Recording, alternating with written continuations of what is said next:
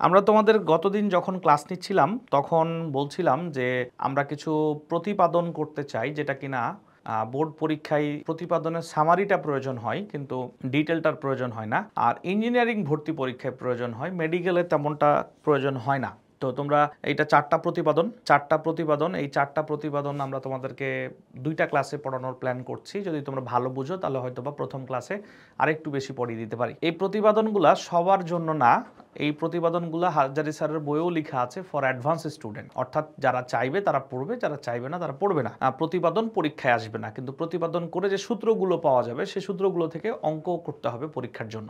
তো যারা কিনা প্রতিপাদন করবে তাদের সূত্রগুলোর কনসেপ্ট ক্লিয়ার হবে, আর যারা প্রতিপাদন করবে না তারা কনসেপ্ট ক্লিয়ার হবে না। যারা প্রতিপাদন পড়েছো তারাও হয়তো বা এখানে ভালো ফিল পাবা, কারণ আমরা প্রতিপাদনটা কেমিস্ট্রি ফিজিক্স মিলায়া পড়বো। হ্যাঁ, আমরা প্রথমে এই প্রতিপাদন পড়ার জন্য আমরা কিছু বিষয় ফিজিক্স থেকে জেনে নিব। হ্যাঁ, ফ্রম ফিজিক্স খাতায় লিখবো আমরা, ফ্রম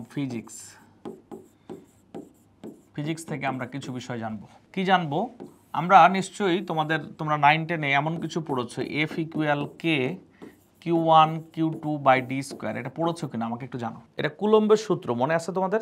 অর্থাৎ 9-10 ফিজিক্সে পড়েছো দুটি বিন্দু চার্জ, দুটি চার্জ, সেটা সমধর্মী চার্জ হতে পারে, বিপরীতধর্মী চার্জ হতে পারে, হ্যাঁ এরকম হইতে পারে, ইত্যাদি যে কোনো কিছু হইতে পারে। তাদের মধ্যবর্তী আকর্ষণ বা বিকর্ষণ বল F যদি হয়, তাহলে তাদের এই যে Q1 আর Q2 দুইটা চার্জ, Q1 এবং Q2 যে চার্জ রয়েছে, এই চার্জটা হচ্ছে চার্জের সমানুপাতিক হচ্ছে আকর্ষণ বল, এবং তাদের দূরত্বের কি বর্গের ব্যস্তানুপাতিক। তো তোমরা নিশ্চয়ই এটা পড়েছো। আচ্ছা, তোমরা কি জানো যে আসলে এখানে তোমরা 9-10-এ যেটা কে পড়েছো, কেউ জানতে পারো এটা আসলে কে না, এটা হচ্ছে 1/4 পাই ইপসাইলন নট। এই যে দেখো, এইটাকে বলা হচ্ছে ইপসাইলন, উচ্চারণ হচ্ছে ইপসাইলন, আর এই শূন্যর মতো দেয়া আছে দেখে নট, ইপসাইলন নট। ওকে, কেটাকে বলা হয় 1/4 পাই ইপসাইলন নট। ওকে, আচ্ছা, এরপর এখানে Q1 Q2 by D square, right? তাহলে 1/4 pi epsilon naught Q1 Q2 by কি ডি স্কোয়ার। এই সূত্র ফিজিক্সে পড়েছো। এখন তোমরা কি আমাকে বলতে পারো যে কমেন্ট করে জানাতে পারো যে এইখানে যে 1/4 পাই ইপসাইলন নট দেখতেছো, এটার মান কত? এটার মান হচ্ছে 9 × 10⁹ newton metre square coulomb inverse 2, right? Newton metre square coulomb inverse 2। নিশ্চয়ই বুঝতে পারার কথা। আচ্ছা, এখন এইখানে যে মানটা তোমরা পেয়েছো, এই মানটা হচ্ছে SI এককে পাওয়া মান, রাইট? আমরা এখন তোমাদের কাছ থেকে জানতে চাইবো যে এই মানটা যদি আমরা SI এককে নির্ণয় না করে সিজিএস এককে নির্ণয় করি তাহলে মানটা কত হবে? কেউ কি বলতে পারো? 9 × 10⁹ newton metre square coulomb inverse 2, এটা যদি আমরা SI এককে না বের করে সিজিএস এককে বের করি তাহলে কি তোমরা এটা বলতে পারো কত হবে উত্তর? ওকে, দেখো খেয়াল করো, আমি তোমাদেরকে এই ব্যাপারটা চমৎকারভাবে বোঝানোর চেষ্টা করছি যে SI এককে হলে কি হবে, সিজিএস এককে হলে কি হবে। এই দেখো, হ্যাঁ, এখানে যদি আমরা চিন্তা করি সিজিএস আর, আচ্ছা আগে এসআই দিই, হ্যাঁ, এখানে যদি আমরা চিন্তা করি এসআই একক আর এখানে যদি চিন্তা করি সিজিএস একক, দেখো এখানে প্রথমে আছে কি নিউটন, তাহলে 1 নিউটন ইকুয়াল 10⁵ ডাইন, আমরা মজা করে ডাইনই বলি, রাইট? 1 নিউটন ইকুয়াল 10⁵ ডাইন। এটা হচ্ছে এসআই একক বলের, আর এটা হচ্ছে কি সিজিএস একক, এই যে বলের। এরপর আমরা দেখতে পাচ্ছি এখানে কি মিটার হচ্ছে দৈর্ঘ্যের একক, লেন্থের একক, হ্যাঁ, এল এর একক। এই দৈর্ঘ্যের একক যেটা তুমি দেখতে পাচ্ছ 1 মিটার ইকুয়াল এটা 100 বা 10⁻² সেন্টিমিটার, রাইট? এরপর আমরা দেখতে পাবো কুলম। আমি তোমাদেরকে পড়িয়েছি, হ্যাঁ, আমার ক্লাসেই পড়িয়েছি যে কুলম হচ্ছে চার্জের কি একক, এসআই একক। তাহলে এটা সিজিএস এককে কি হবে? কুলম হচ্ছে চার্জের এসআই একক, সিজিএস একক কি হবে? তাহলে চার্জে যে কিউ চার্জের একক 1 coulomb equal 3 × 10⁹ ESU, electrostatic unit. আমি চাই কমেন্টের ওপর কমেন্ট যত বেশি করবা আমি তত ভালো বুঝবো তোমরা কত ভালো পড়া বুঝতে পারছো, এবং আমি চেষ্টা করব তত বেশি ডিপ কনসেপ্টে যাওয়ার। আমি চেষ্টা করব তোমাদের সর্বোচ্চ পড়িয়ে দিতে, যাতে তোমরা বোর্ড পরীক্ষার পাশাপাশি ভর্তি পরীক্ষার কমপক্ষে 80% পড়া এখানে কভার করে নিতে পারো। ওকে, তাহলে এখন আমরা এইখানে যে মান আছে, এই মানটা আমরা কি করতে পারি? এইখানে দেখো, এখানে হচ্ছে 9 × 10⁹, newton metre square coulomb inverse 2। আমরা এখন এইটাকে সিজিএস এর রূপ দেওয়ার জন্য যেইখানে কিনা নিউটন ছিল তাকে আমরা ডাইন বানাবো। তো ডাইন বানানো দিলে কি হবে, যে 10⁵ ডাইন হয়ে যাবে, ডাইন হবে। আচ্ছা, গুণ গুণ গুণ কি হবে, মিটারকে আমরা কি বানাবো, সেন্টিমিটার বানাবো। তাহলে এই যে এখানে আমরা কি করব, 10⁻² ছিল, হ্যাঁ, 1 মিটার সমান 10⁻² বা 100 সেন্টিমিটার, তার উপর পাওয়ার, তাহলে কত হবে, 10⁴ হয়ে যাবে, রাইট। এই 10⁴ সেন্টিমিটার স্কোয়ার।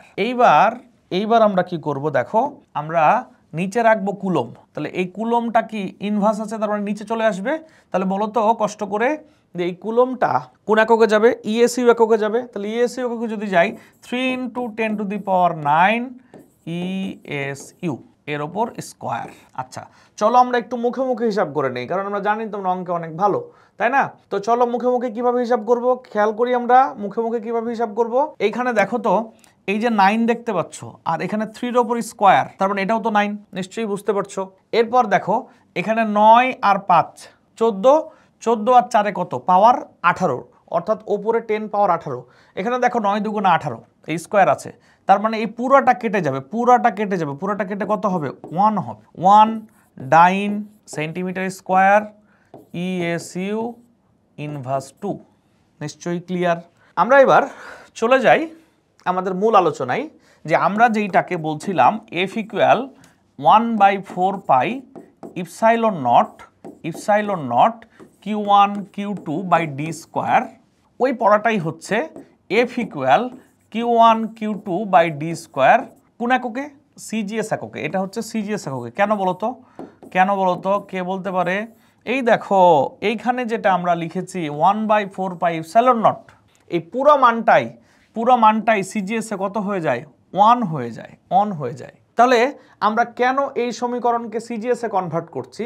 কারণ আমরা এখন যে প্রতিপাদনগুলো করব, এই প্রতিপাদনের যে লাস্ট যে সূত্রগুলো পাবো এগুলো অনেক বড় হবে। তো রসায়নের টিচাররা চান তোমাদেরকে এই পড়াটা সহজ করে দিতে, এই জন্য রসায়নের যে বইগুলো আছে, যেমন হাজারি স্যারের বই, সেখানে প্রতিপাদনটা তারা এসআই এককে করেন নাই। এবং আরও একটা মজার ব্যাপার আছে, কেন আমরা এটা বলছি সেটা প্রতিপাদন শেষে আমি এর আরও চমৎকার কিছু ব্যাখ্যা দিব, ঠিক আছে?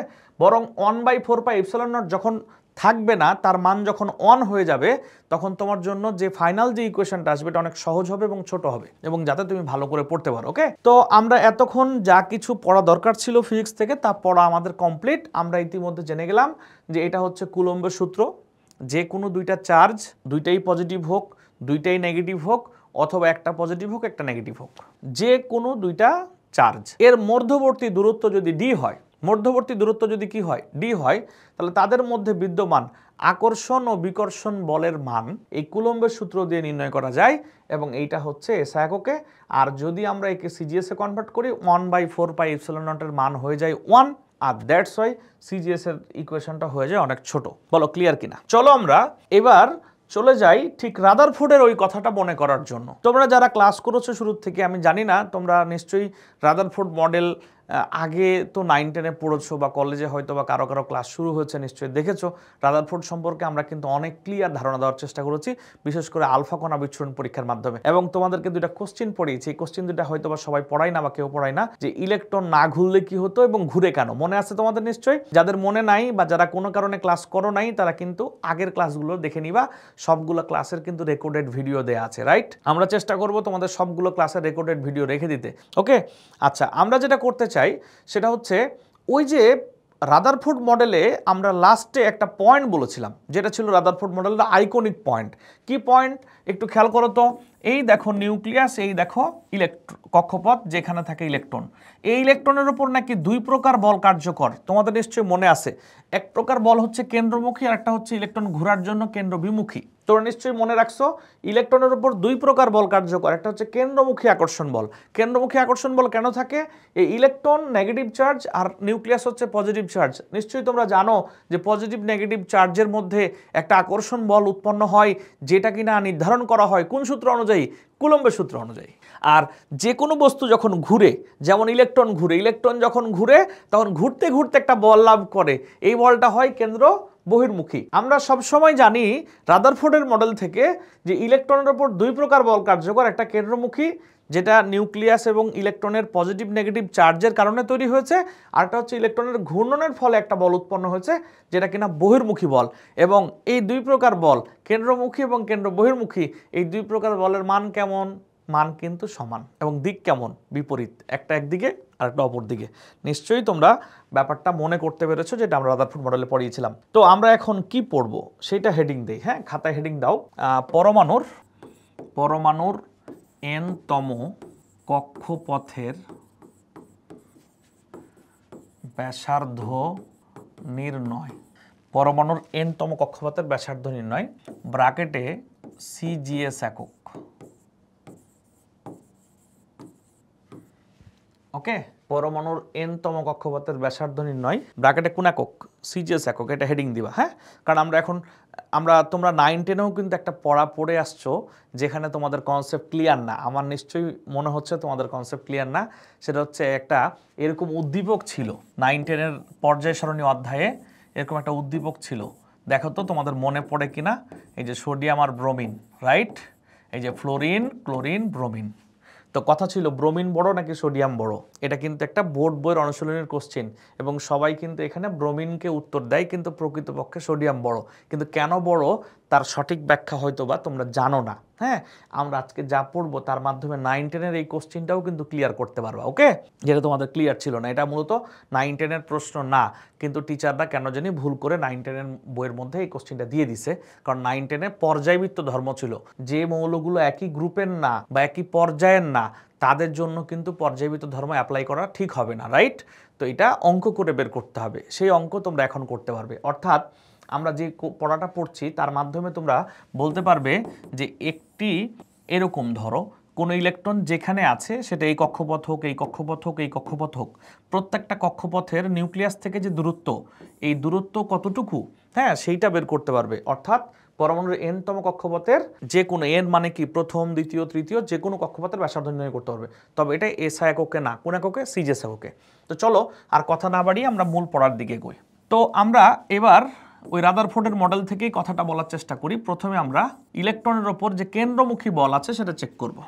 আচ্ছা, আমরা সিজিএস এককে পড়লে প্রথমে আমরা জানি কুলম্বের সূত্র অ্যাপ্লাই করতে হবে। তাই Q1 Q2 by D square, কুলম্বের সূত্রের মান এখানে কে এর মান 1 হয়। ওকে, আচ্ছা, তো মনে করো তোমরা বলো তো ইলেকট্রনের চার্জ আর প্রোটনের চার্জ কি সমান না? চার্জ কিন্তু সমান, মান কি ভিন্ন, রাইট? মনে আছে তোমাদের? তো ধরে নাও Q1 মনে করো এটা প্রোটনের চার্জ, আর Q2 এটা হচ্ছে ইলেকট্রনের চার্জ। এখন প্রশ্ন হচ্ছে প্রোটনের চার্জের মান হচ্ছে +1.6 × 10⁻19 কুলম, আর ইলেকট্রনের চার্জের মান হচ্ছে 1.6 × 10⁻19 কুলম। তাহলে আমরা যদি দেখে নেই, এটা হচ্ছে এসআই এককে, যদিও এটাকে সিজিএস করলেও সমানই হবে, রাইট? আচ্ছা, এখানে পজিটিভ এবং নেগেটিভ শুধু চিহ্নটা বিপরীত, কিন্তু মান তো সমান। নিশ্চয়ই খেয়াল করছো। তাহলে চিন্তা করো, আমরা কিন্তু এই সূত্র দিয়ে, কুলম্বের সূত্র দিয়ে, চিহ্ন নিয়ে আমাদের কোনো চিন্তা নেই। Q1 এবং Q2 কিন্তু কোন ধরনের চার্জ সেটা নিয়ে সমস্যা নেই, সমস্যা হচ্ছে চার্জের মান নিয়ে। কারণ এই বলটা যেই পজিটিভ নেগেটিভ চার্জ হোক, নেগেটিভ নেগেটিভ হোক, পজিটিভ পজিটিভ হোক, ও সবগুলাকেই কাউন্ট করে দেয় এই এফটা। অর্থাৎ এফটা শুধুমাত্র আকর্ষণ বল না, এফটা কিন্তু আকর্ষণ বলও হইতে পারে, বিকর্ষণ বলও হইতে পারে। তাহলে সমধর্মী চার্জ হলে বিকর্ষণ বল হবে, আর বিপরীতধর্মী চার্জ হলে কি হবে? আকর্ষণ বল হবে। সেক্ষেত্রে এটা পজিটিভ নাকি নেগেটিভ এইটা ইম্পর্টেন্ট না, ইম্পর্টেন্ট হচ্ছে চার্জের মান কত। আচ্ছা, তো Q1 হচ্ছে প্রোটনের চার্জ, Q2 ইলেকট্রনের চার্জ। আমি কি চাইলে প্রোটনের চার্জকেও ইলেকট্রনের চার্জ বলতে পারি না? কারণ মান তো সমান, চিহ্ন নিয়ে তো আমরা প্যারা করে নিচ্ছি না। নিশ্চয়ই বুঝতে পারছো, রাইট? Q1 হচ্ছে প্রোটনের চার্জ, যা কিনা ইলেকট্রনের চার্জের সমান, আর Q2 হচ্ছে ইলেকট্রনের চার্জ। কে বলতে পারে কোন পরমাণুতে কত সংখ্যক প্রোটন ও নিউট্রন থাকে? কমেন্ট করো দেখি। না, দুঃখিত, প্রোটন ও ইলেকট্রন থাকে। পারমাণবিক সংখ্যার সমান, মানে জেড পরিমাণ। কি পরিমাণ? যদি বলা হয় হাইড্রোজেনে ইলেকট্রন কয়টা, তো জেড এর সমান, জেড ওখানে 1। সোডিয়ামে ইলেকট্রন কয়টা? তখন 11টা, 11টা, অর্থাৎ জেড এর মান 11টাই 11টা। কি বুঝছো এখন? তাহলে এখন আমরা তোমাদের কাছ থেকে জানতে চাই, কি জানতে চাই, যে একটা প্রোটন আর একটা ইলেকট্রন মিলে কি দুইটা আকর্ষণ নাকি একটা আকর্ষণ? একটা প্রোটন আর একটা ইলেকট্রন মিলে কিন্তু দুইটা আকর্ষণ না, একটা আকর্ষণ। তাহলে জেডটা প্রোটন আর জেডটা ইলেকট্রন থাকে পরমাণুতে, যে কোনো পরমাণু। এখন তুমি এটা তো একটা ইলেকট্রন একটা প্রোটন থাকে হাইড্রোজেনে, তো আমরা কি শুধু হাইড্রোজেনের ব্যাসার্ধ নির্ণয় করব নাকি যে কারো ব্যাসার্ধ নির্ণয় করব? যে কারো ব্যাসার্ধ নির্ণয় করব। তাহলে যে কোনো পরমাণুতে কি একটা করে ইলেকট্রন একটা করে প্রোটন থাকে? না, যে কোনো পরমাণুতে জেড সংখ্যক ইলেকট্রন এবং জেড সংখ্যক প্রোটন থাকে। আমার কোয়েশ্চেন, জেড সংখ্যক ইলেকট্রন আর জেড সংখ্যক প্রোটন মিলে আকর্ষণ বল কতটুকু? জেড সংখ্যক নাকি জেড স্কোয়ার সংখ্যক? অবশ্যই একটা প্রোটন এবং একটা ইলেকট্রন মিলে যেহেতু একটা আকর্ষণ, দুইটা আকর্ষণ না, তাই জেডটা প্রোটন আর জেডটা ইলেকট্রন মিলে জেড সংখ্যক আকর্ষণ, জেড স্কোয়ার সংখ্যক না। তাহলে আমরা এখন এই কেন্দ্রমুখী বল এফ কিভাবে নির্ণয় করতে পারি? Q1 মানে ধরলাম একটা ইলেকট্রন, Q2 এটাও একটা ইলেকট্রনের চার্জ, তাহলে ইলেকট্রন ইলেকট্রন মিলে কি হবে?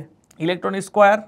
আর আমরা এইখানে জানি প্রোটন আর ইলেকট্রন মিলে মোট জেড জেড পরিমাণ থাকে, কিন্তু আকর্ষণ হয় জেড পরিমাণ, জেড স্কোয়ার পরিমাণ না।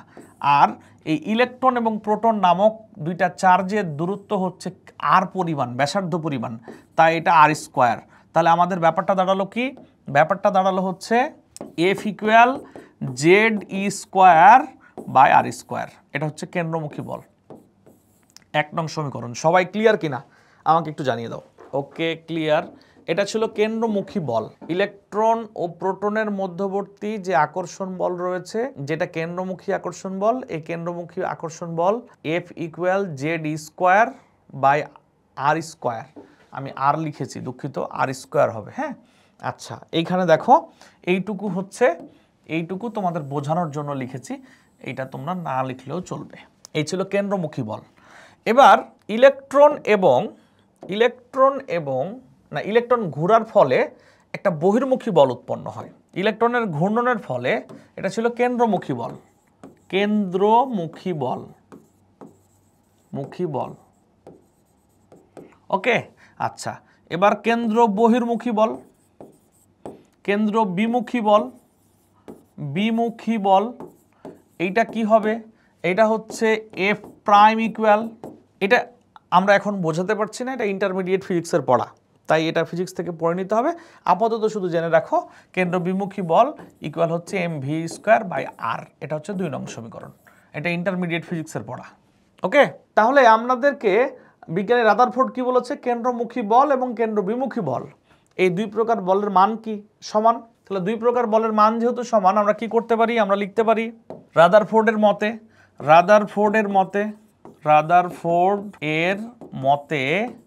মতে এফ ইকুয়াল এফ প্রাইম। তার মানে আমরা বলতেই পারছি যে বা Z E square by R square equal M V by R. তাহলে আমরা এখন বাম দিকে রাখবো ভি স্কোয়ারকে, M V square by R, বাম দিকে রাখবো ভি স্কোয়ারকে। তাহলে কে বলতে পারে ভি স্কোয়ার বাম দিকে রাখলে কি হবে? এখানে আর স্কোয়ার এবং আর কেটে যাবে, এটা কেটে যাবে, এখানে একটা আর থাকবে। বাম দিকে যদি আমরা ভি স্কোয়ার রাখি, তাহলে ডান দিকে গিয়ে কি হবে? জেড স্কোয়ার বাই এম আর। নিশ্চয়ই এটা বুঝতে পারার কথা। সবাই ক্লিয়ার কিনা আমাকে জানাও। 3 নং সমীকরণ এইটা। আমরা এবার যাব বোর মডেলে। এতক্ষণ ছিল রাদারফোর্ড মডেল। হ্যাঁ, বোর মডেল থেকে কি আমরা জানি না এম ভি আর ইকুয়াল, এই যে বোর মডেল থেকে জানি, বোর মডেল হতে আমরা জানি M V R equal NH by 2 pi, right?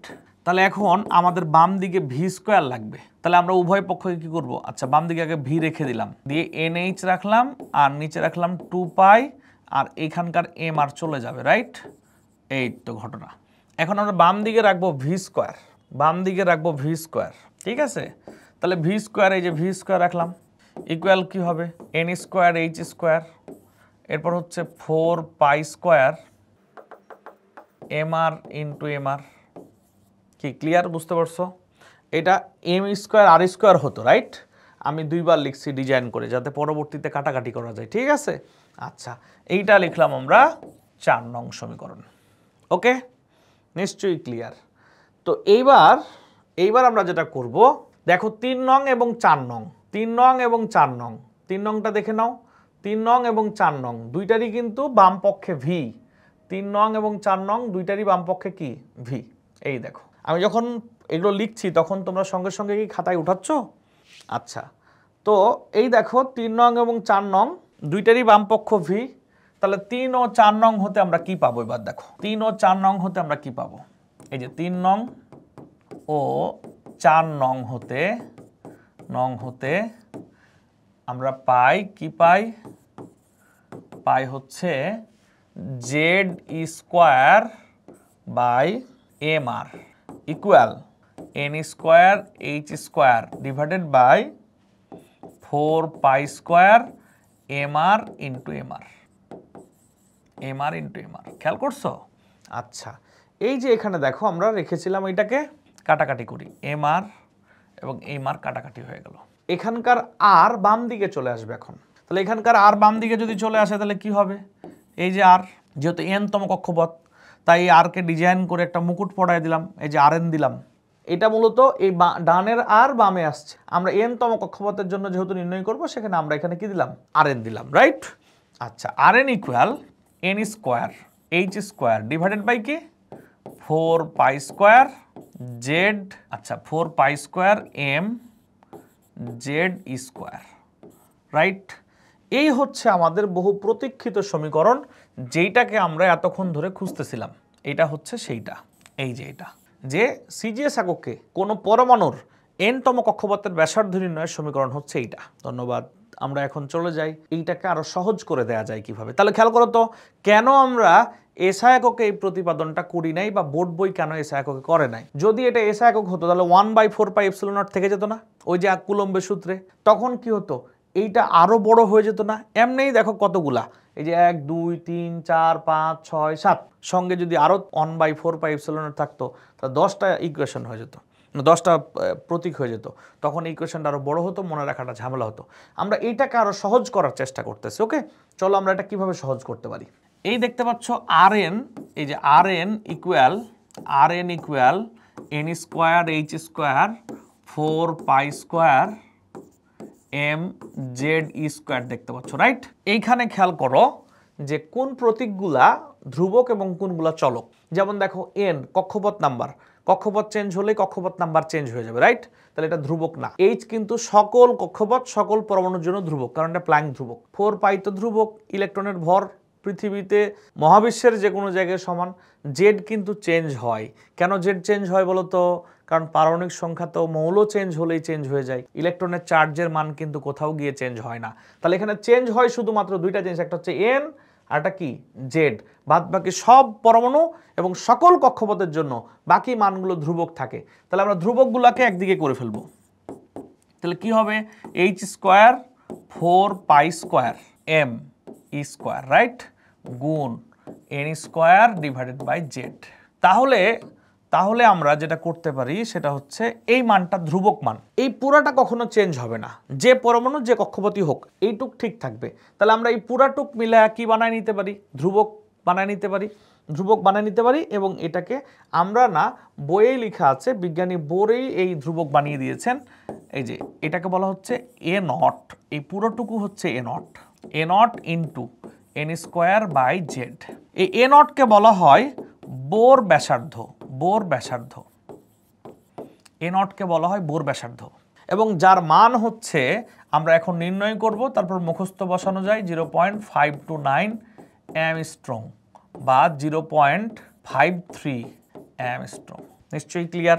A not হচ্ছে 0.529 অ্যাংস্ট্রং আর এটা হচ্ছে 0.53 অ্যাংস্ট্রং। কি ক্লিয়ার? বুঝতে পারছো? আমরা এখন মান নির্ণয় করে দেখব যে আসলে 0.529 হয়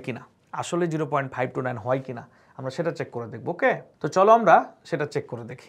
এইখানে দেখো এইচ এর মান। তবে একটা কথা মাথায় রাখতে হবে, যেটা প্রতিপাদন না করলে তুমি বুঝতে পারতো না। এইখানে এ নটের যে মান বের হয়েছে, তুমি যদি এইখানে এসআই এককে মান না বসায় সিজিএস এককে বসাও, এইখানের মানগুলা যদি তুমি সিজিএস এককে বসাও তাহলে কিন্তু উত্তর হবে। যদি কেউ ভুল করে এসআই এককে বসাও তাহলে কিন্তু ভুল করে উত্তর আসবে না ঠিক, কারণ তুমি তো এই প্রতিপাদন করেছো কোন ফরম্যাটে? সিজিএস ফরম্যাটে। তুমি এখানে কোনোভাবেই এসআই এককে মান বসাতে পারবে না। বাট তোমরা কিন্তু মনে করতা যে কোনো জায়গাতে এসআই এককে মান বসালেই হয়, এইখানে কিন্তু এসআই এককে মান বসালে হবে না। তুমি যদি আমাকে প্রশ্ন করতা প্রতিপাদন না করে রে স্যার এখানে কেন এসআই এককে মান বসানো যায় না, তখন আমি কি তোমাকে উত্তর দিতে পারতাম? প্রতিপাদন করেছো বলেই তোমাকে উত্তর দিতে পারছি, ফিজিক্স পড়িয়েছি বলেই তোমাকে উত্তর দিতে পারছি, রাইট? তাহলে একদম ফুল কনসেপ্ট ক্লিয়ার না থাকলে ভালো জায়গায় চান্স পাওয়া কঠিন। দেখবা তোমাদের অনেক ফ্রেন্ড অঙ্ক পারে, কীভাবে পারে জানো? আমি একটা গল্প শোনাই। একবার এক টিচার তার স্টুডেন্টকে বলছে যে তুমি ফিজিক্সের অঙ্ক করবা, যেখানে দেখবা মিটার পার সেকেন্ড লেখা আছে তুমি বুঝে নিবে এটা বেগের মান, যেখানে দেখবা নিউটন লেখা আছে বুঝে নিবে এটা বলের মান, যেখানে মিটার পার সেকেন্ড স্কোয়ার লেখা আছে বুঝে নিবে এটা ত্বরণের মান। তো স্টুডেন্ট তাই করে, অঙ্ক হয়ে যায়, মহা খুশি। একবার অঙ্কে লেখা ছিল যে একটি বস্তু প্রতি সেকেন্ডে 10 মিটার পথ অতিক্রম করে। এখন ও তো দেখতেছে 10-এর পাশে মিটার লেখা আছে, তাহলে এটা তো অবশ্যই বেগের মান না, ও মনে করছে এটা দৈর্ঘ্যের মান, রাইট? কিন্তু আসলে কিসের মান? প্রতি সেকেন্ডে 10 মিটার পথ অতিক্রম করে, মানে তো আসলে এটা মিটার পার সেকেন্ড। তাহলে যে ব্যাপারটা দাঁড়াচ্ছে, আমরা যদি কনসেপ্ট ক্লিয়ার না করে শুধু সূত্র দিয়ে অঙ্ক করি, তাহলে আমাদের বোর্ড পরীক্ষা ভালো হইতে পারে, কিন্তু ভর্তি পরীক্ষায় চান্স কিন্তু পাওয়া যাবে না কনসেপ্ট ক্লিয়ার ছাড়া। ওকে, ভর্তি পরীক্ষায় যারা প্রশ্ন করবেন তারা কিন্তু বুঝে নিবেন যে তুমি আসলে বুঝে পড়াশোনা করেছো নাকি কোনো রকম সূত্র টুত্র মুখস্থ করে। দেখবা বাজারে কিনতে পাওয়া যায় এই অধ্যায়ের প্রয়োজনীয় সূত্রাবলী। এই যে সূত্রাবলী যারা মুখস্থ করে অঙ্ক করে তাদের কিন্তু অনেকেরই কনসেপ্ট ক্লিয়ার থাকে না, রাইট? বুঝে দেন মুখস্থ করতে হবে। আমি মনে হয় বুঝাতে পারছি, রাইট? তো চলো আমরা এইখানে সিজিএস এককে মান বসাতে হবে, এসআই এককে বসানো যাবে না। তাহলে কিভাবে বসাবো আমরা? এখানে এইচ এর মান দেখো, এখানে এই যে আর এন ইকুয়াল এইচ এর মান বসাবো আমরা। এইচ এর মান কত হবে? এইচ এর মান কিন্তু 6.626 ইন্টু 10⁻34 যেটা জুল সেকেন্ড, এটা কিন্তু এসআই মান। কিন্তু আমাদের দরকার কি এসআই মান না, কি মান? সিজিএস মান। তাহলে সিজিএস মান কোনটা? 10⁻27 আর্জ সেকেন্ড যেটা। ওকে, আচ্ছা, 4 গুণ পায়ের মান 3.1416 স্কোয়ার, ঠিক আছে। এবার এম এর মান, ইলেকট্রনের ভর তো কেজিও হয় গ্রামও হয়, বলো তো দেখি এখানে কেজি বসবে না গ্রাম বসবে? ওকে, গ্রাম, চমৎকার যারা লিখতেছো। হ্যাঁ, এই দেখো 9.11 ইন্টু 10⁻28। এবার ইলেকট্রনের চার্জের মান কত হবে? এই দেখো 1.6 ইন্টু 10⁻19 কুলম, এটা এসআই একক। কিন্তু আমরা জানি 1 কুলম ইকুয়াল 3 ইন্টু 10⁻9 ESU, এটা হচ্ছে সিজিএস একক। তাহলে এই মানকে আর এই মান দ্বারা গুণ করলে, অর্থাৎ এই মানকে এই মান দ্বারা গুণ করলে এটার উত্তর আসবে 4.8 ইন্টু 10⁻10 ESU, রাইট? যাদের কাছে ক্যালকুলেটর আছে ক্যালকুলেটর হাতে নাও, দিয়ে এইটুকু এবার হিসাব করো, হিসাব করে কত হয়। আচ্ছা, এটা আর এর না, দুঃখিত, এটা এ নট এর মান, দুঃখিত, এটা এ নট এর মান। তাহলে এ নট এর মান কত হয়? 5.29 ইন্টু 10⁻, কত হবে দেখো? মেবি 9 হবে, মেবি 9 হবে। হিসাব করে বুঝতে পারবা। এটা হচ্ছে সেন্টিমিটার, যেহেতু সিজিএস ওকে। ওকে, না এরকম হবে না, আমি যেটা লিখেছি এটাই হবে। ও আচ্ছা, দুঃখিত, এখানে স্কোয়ার হবে। হ্যাঁ, দেখো এবার হয় কিনা। স্কোয়ার হবে 1 সেন্টিমিটার ইকুয়াল 10⁸ অ্যাংস্ট্রম। তোমরা কি এটা জানো? আমরা এখন বলতে চাই তোমাকে, সেটা হচ্ছে 1 metre equal 10⁻10 angstrom, 1 centimetre equal 10⁸ angstrom, right? তাহলে এবার কি হবে? তাহলে এবার যেটা হবে, এই যে এ নটকে আমরা এই যে 5.29 ইন্টু 10⁻9 গুণ 10⁸ দিয়ে যদি গুণ করো তাহলে এটা অ্যাংস্ট্রম হবে। তার মানে এটা উত্তর আসবে এ নট ইকুয়াল 0.529 অ্যাংস্ট্রম। নিশ্চয়ই এবার ক্লিয়ার হয়ে যাওয়ার কথা। তাহলে আমরা বুঝে গিয়েছি। এবার এই মানকে তুমি চাইলে এসআই কনভার্ট করে নিতে পারো। তাহলে আমাদের সামারি কি দাঁড়ালো? আমরা চাইলে ব্যাসার্ধ নির্ণয়ের জন্য এই বড় সূত্র ব্যবহার করতে পারি। খাতায় নোট নিয়ে নাও, যারা পুরোটা প্রতিপাদন পরীক্ষায় আসবে না, কিন্তু আমি যখন যেটা লিখছি এটা তোমার অঙ্ক করার জন্য দরকার হবে। প্রতিপাদন করলে কনসেপ্ট ক্লিয়ার থাকবে যে 4π² mz²। এই মানটা হচ্ছে তুমি এই একক না, এই সূত্র যদি ব্যবহার করো তাহলে অবশ্যই তোমাকে সিজিএস একক ব্যবহার করতে হবে। সিজিএস এককে অঙ্ক করতে হবে। এই যে সিজিএস এককে অঙ্ক করতে হবে, রাইট? এইটাকে আরো সংক্ষিপ্ত করা যায় R N equal A naught into N square ভাগ জেড। এই এ নটকে বলা হচ্ছে বোর ব্যাসার্ধ। নিশ্চয়ই ক্লিয়ার। আমরা তোমাদেরকে একটা কথা বলে রেখেছিলাম, নিউক্লিয়াস থেকে দূরে গেলে ইলেকট্রনের বেগ কমে। মনে আছে কিনা বলো তো? এই যে আমরা তোমাদেরকে বলে রেখেছিলাম যে এই যে এরকম বলে রেখেছিলাম এবং বলেছিলাম এটা প্রমাণ দিব আমরা তোমাদেরকে। এই যে দেখো এখানে বলেছিলাম না যে এই ইলেকট্রন এই ইলেকট্রন এই ইলেকট্রন, তিনটা ইলেকট্রনের মধ্যে V1 V2 V3 কোনটা বড়? ধরো এটা 1 নাম্বার, এটা 2, এটা 3, তোমাদের বলেছিলাম V1 বড়। V1 বড় মানে কাছেরটার বেগ বেশি, দূরেরটার বেগ কি কম, নিশ্চয়ই তোমাদের মনে আছে। তখন তোমরা অনেকেই কনফিউজড হয়েছিলা যে আমি তো দেখি MVR ইকুয়াল NH/2π, তখন তো আমার কাছে মনে হয় n বড় হলে v বড় হবে, কিন্তু অল্পবিদ্যা ভয়ঙ্কর, n বড় হলে v বড় হবে এটা এই সূত্রের মাধ্যমে বোঝা যায় না, কারণ এটা MVR, এটা অনলি v না, রাইট? তো আজকে আমরা তোমাদেরকে ওই দিন আমরা তোমাদের কমিটমেন্ট করেছিলাম, এটা তোমাদেরকে আমরা থিওরিতে বোঝালাম কেন নিউক্লিয়াস থেকে দূরে গেলে বেগ কি হয়, কমে যায়। এটা আমাদের আগের ভিডিওতে এটা থিওরি বোঝানো হয়েছে, যারা ক্লাস করো নাই তারা দেখে নিতে পারবে। আজকে আমরা তোমাদের গাণিতিকভাবে প্রমাণ দিব যে কেন নিউক্লিয়াস থেকে দূরে গেলে ইলেকট্রনের বেগ কি হয়, কমে যায়। ওকে, চলো আমরা সেই প্রমাণ। তাহলে খাতা এখন হেডিং দিবা, পরমাণুর n-তম কক্ষপথের ইলেকট্রন এর বেগ নির্ণয়। পরমাণুর n-তম কক্ষপথের ইলেকট্রনের বেগ নির্ণয়। পরমাণুর n-তম কক্ষপথের ইলেকট্রনের বেগ নির্ণয়। ক্লিয়ার? আচ্ছা, তো আমরা এখন কি করব? আমরা লিখব, আমরা জানি প্রতিপাদন কিন্তু পরীক্ষায় আসবে না, হ্যাঁ? MVR equal NH/2π, right? এইবার আমরা কি করব? আমরা বাম দিকে ভি রেখে দিব, যেই ভিটা আমরা নির্ণয় করতে চাই। ভিএন লিখলাম, NH/2π m ইন্টু আর না লিখে 1/r লিখলাম। আচ্ছা, এটাও কিন্তু সিজিএস এককে, এইবার এই আর বসাবো কোথা থেকে মনে পড়ে? এই আর হচ্ছে এইখান থেকে বসাবো, এই যে Rn equal n square h square 4π² mz square. এই আর বসাবো কোথা থেকে? এই যে এই আরটাই হয়ে যাবে, উল্টায় যাবে, রাইট? তাহলে আমরা এখন কি করতে পারি? এই যে বা Vn ইকুয়াল NH/2π m, এইখানে 1/r মানে এটা লব হয়ে যাবে হর হয়ে যাবে লব।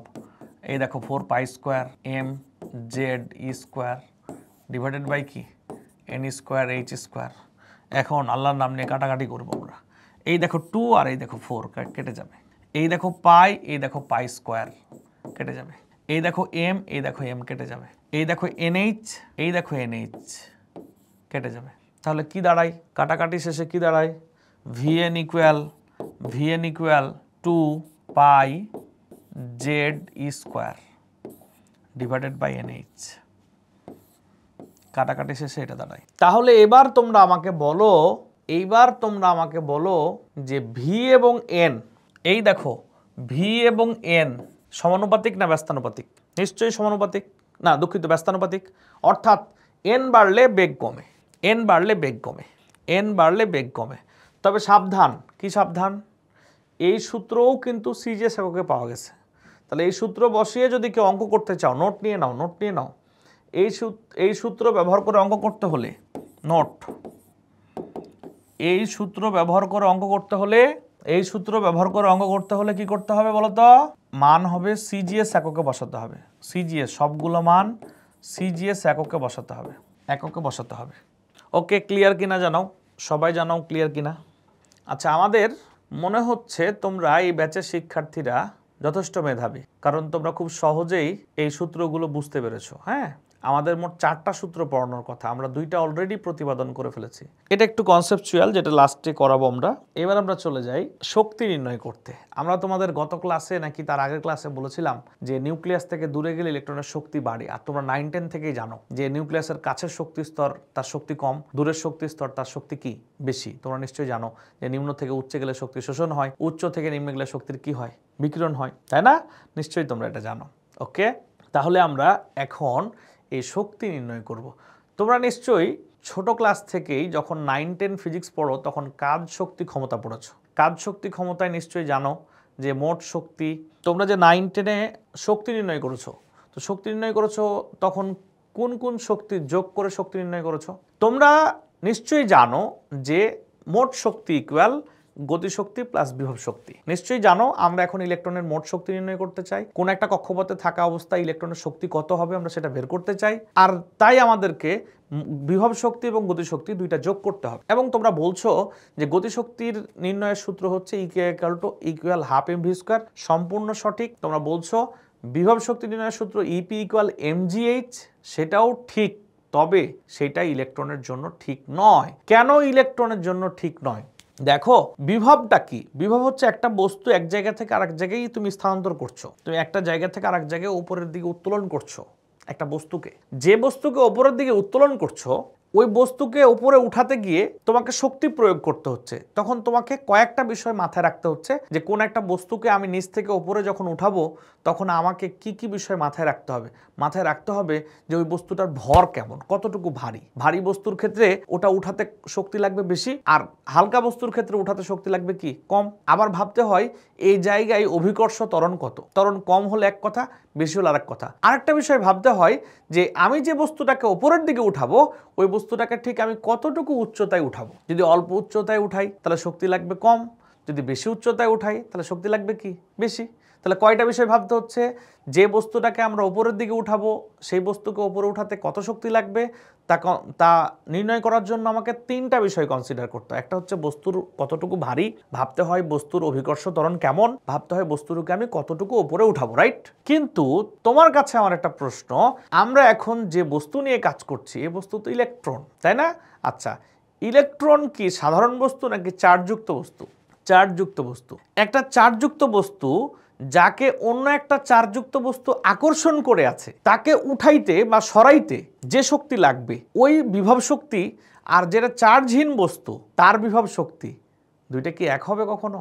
বরং যদি সমধর্মী চার্জ হয় তাহলে একটা বস্তু আরেকটা বস্তুকে উল্টা ঠেলে দিবে, তুমি চলে যাও। আর বিপরীতধর্মী যদি বস্তু হয় তাহলে একে আটকায় ধরে থাকবে। তাহলে বলো তো চার্জযুক্ত বস্তু আর চার্জহীন বস্তুর গতিশক্তি একটা সূত্র দিয়েই পরিমাপ করা যায়, কিন্তু বিভব শক্তি কিন্তু চার্জযুক্ত বস্তুর একরকম, চার্জহীন বস্তুর একরকম।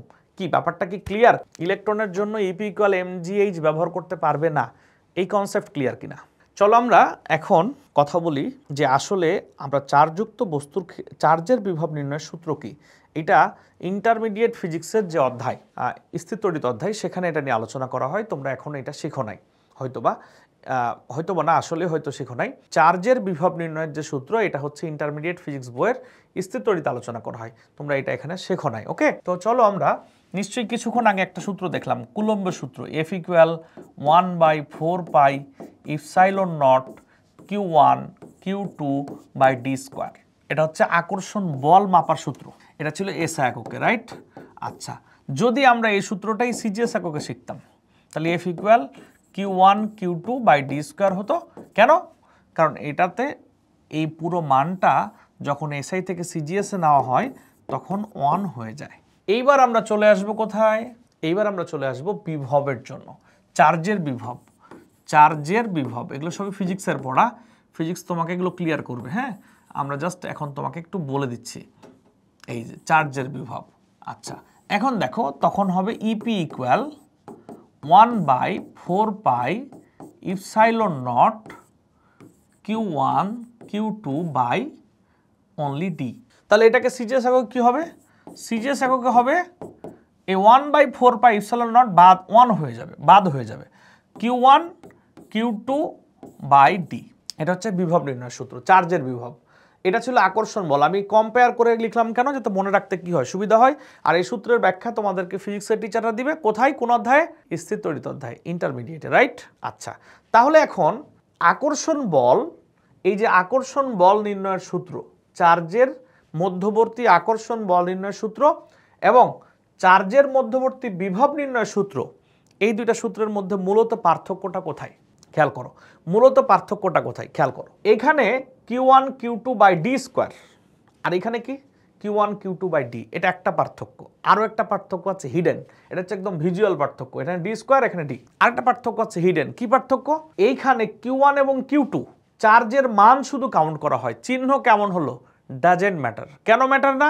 কারণ চিহ্ন সমধর্মী হইলে বিকর্ষণ বল, বিপরীতধর্মী হলে আকর্ষণ বল।